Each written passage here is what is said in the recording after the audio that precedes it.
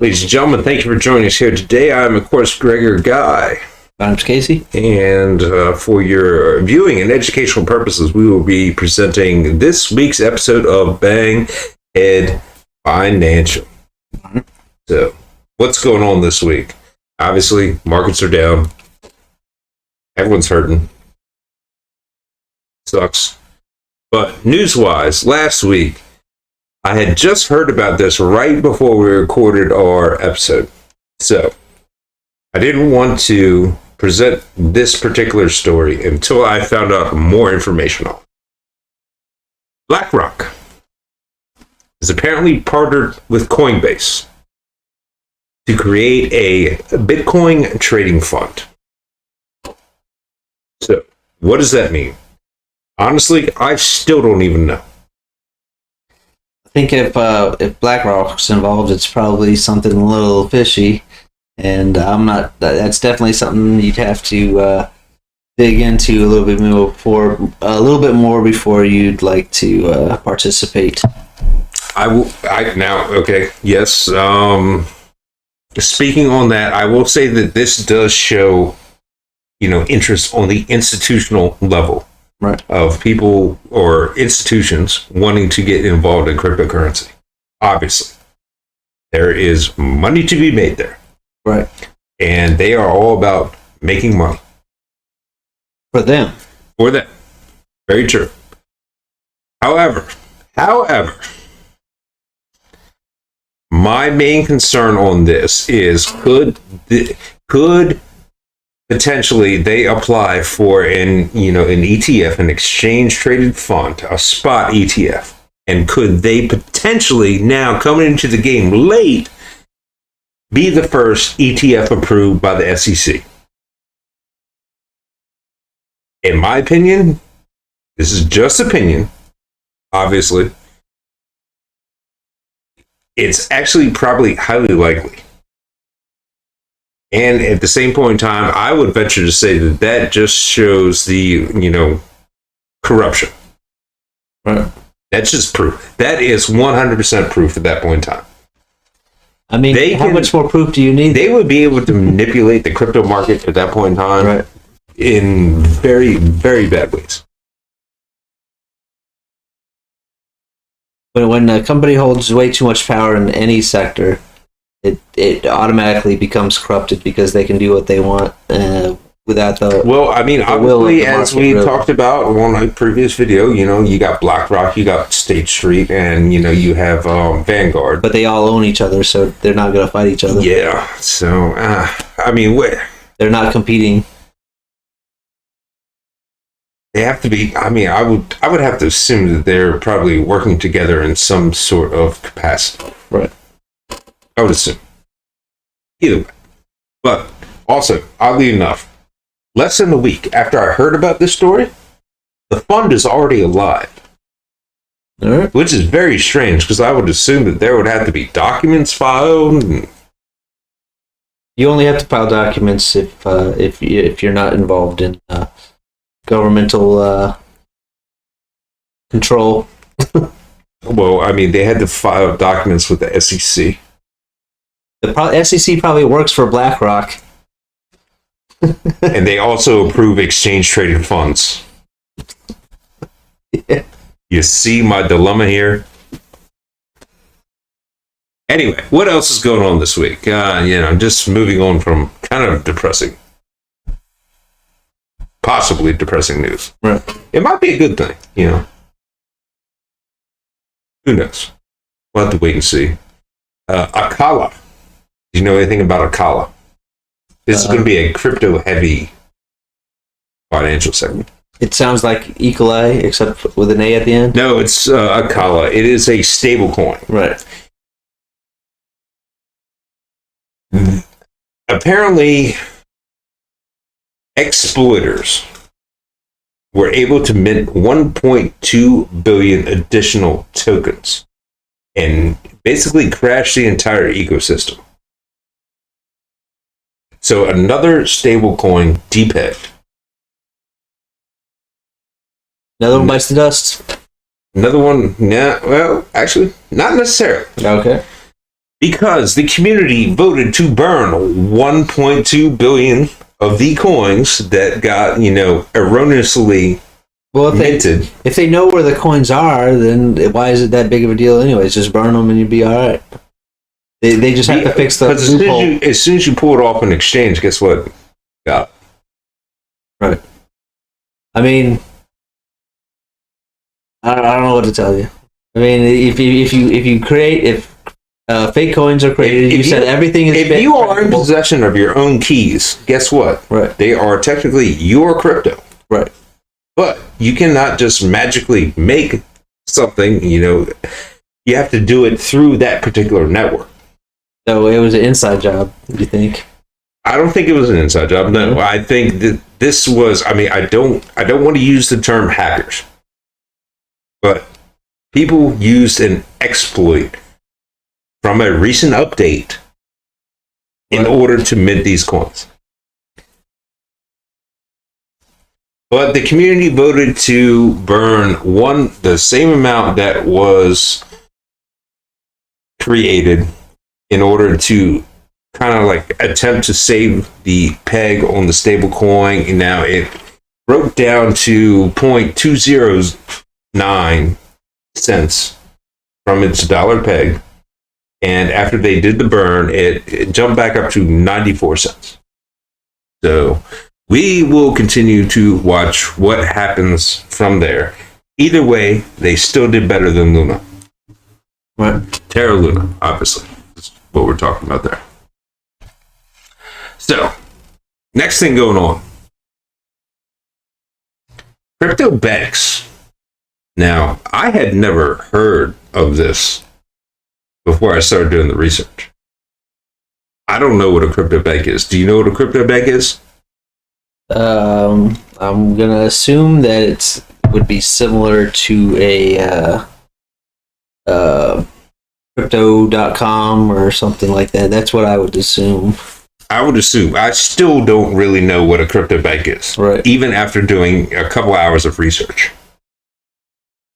That being said, the Fed, the Federal Reserve, they have opened the door, in order for them to potentially tap the central banking system. So, what does that mean? They gave, I guess, guidelines or some sort of regulatory clarity to these crypto banks, which we still don't really know what they are. Actually, I believe Kraken was one of them. So that's more or less an exchange. So maybe you are correct.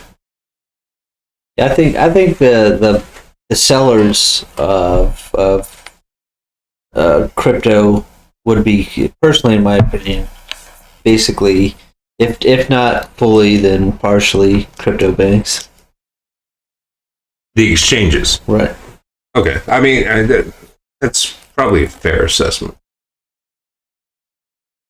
But either way, the Federal Reserve, Jerome Powell and his cronies, they have put out these particular, I don't necessarily want to call them guidelines, but stipulations. There will be 3 tiers for these particular banks. First tier, you are FDIC insured. Now, I have to assume that is going to be a normal bank where you have your savings, your checking account, secure loans from, and everything. The second tier, it will not be FDIC insured. However, it will be supervised by a federal banking agency. Now, also, do not know what that really means. The third tier is not insured and it will not be supervised. So I kind of have to assume that, just thinking that or understanding that Kraken is one of these, crypto banks is they are being deemed. They're an exchange. Let's be honest. It's an exchange. I think that they will probably fall into the It's hard to say whether it will be the second or the third tier. But either way, it's not going to go into the first tier. So, the good news is that this does give these particular crypto banks access to the global payment system, SWIFT, and also the Federal Reserve, so they can now borrow money from the Fed. All right. I just thought that was a very, very interesting thing. It's a complicated world we live in. Complicated world we live in. Speaking of complicated world,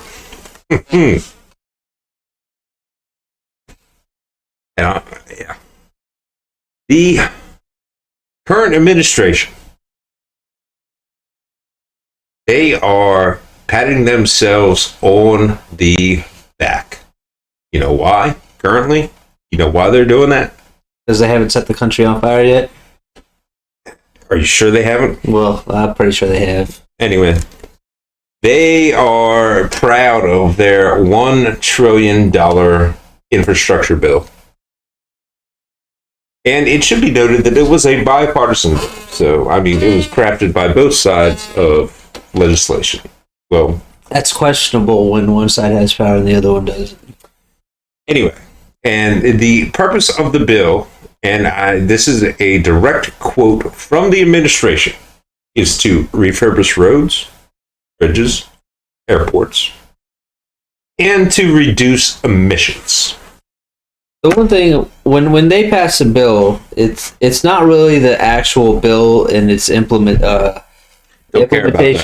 That's not the stuff that matters. It's all the little side stuff that they tag inside the bill.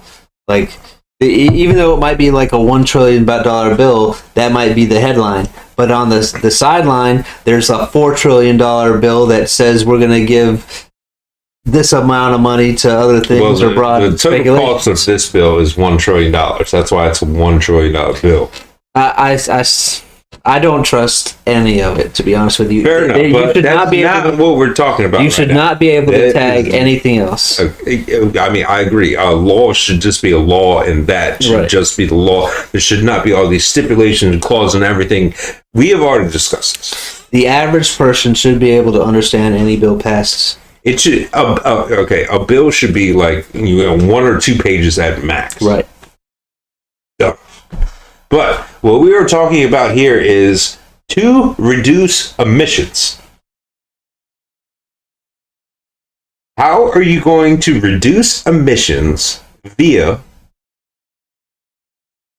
repairing roads, repairing bridges, repairing airports, where you are using off-highway vehicles in order to do said construction that pollute more than on-highway vehicles? Just to be a devil's advocate here, it's possible that they're building things in a sense that over a longer period of time that it could reduce emissions, but immediately... How is a road going to reduce emissions? If they build... How is a bridge going to reduce emissions? If they build strong roads and bridges that don't require a lot of maintenance in the long run... Okay, a lot of repair. Right. Basically. In the long run, it'll save on building supplies and emissions. I mean, that's just playing devil's I guess advocate. I hadn't considered that's just devil's advocate. I don't really believe that. I'm just saying. I mean, I don't either. I mean, okay, they contract this stuff out to companies. Let's be honest. Those companies are going to do it as cheaply as possible so they can make the maximum amount of profit. Period of the story. Well, at the same time... That's capitalism in a nutshell. At the same time, when they dole these out and then they bring it down to more of a local level, the politicians' friends are the ones that are going to get the job. So that's basically how... And that's why they, works. Use lower grade, materials than they would if they actually gave it to a more respectable company, in my opinion. Well, that's not saying that that company isn't the more respectable company. It's just saying that you have to have... I said it. You have to have my brother-in-law hired at your company before I go ahead and give you this money to build this bridge. that kind of thing. Yeah, I mean, I know what you're saying. Like I said, that's a discussion to be had, I think, at a later point in time. Right. But anyway, we'll just go ahead and end this episode of Baghead Financial right there. Ladies and gentlemen, I am, of course, Gregor Guy. My name's Casey. And everyone out there watching, remember to keep your heads up.